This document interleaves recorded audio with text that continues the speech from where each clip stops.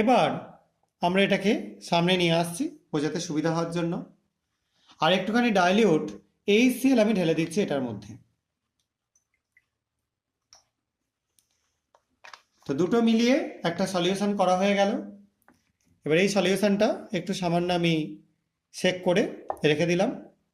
এবার আমি এর মধ্যে যোগ করে দেবো কিছুটা সোডিয়াম সালফাইড Na2S।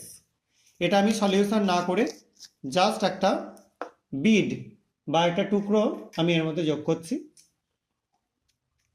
আপাতত এখানে বিড পাচ্ছি না, আমি এখানে ফ্লেক্স পাচ্ছি, সেটাই আমি যোগ করে দিচ্ছি।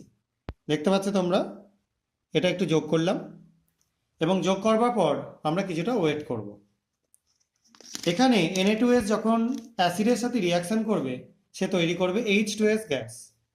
এবং H2S গ্যাস কি পরিবর্তন করে তোমরা এটা থেকে দেখলেই বুঝতে পারবে।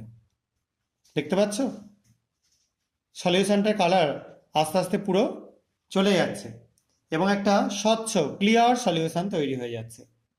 ঠিক আছে, এবং সলিউশনটা একটু টার্বিড হয়ে যাচ্ছে। সেটার অন্যতম কারণ হচ্ছে এখানে সালফার তৈরি হচ্ছে, সেই কারণের জন্য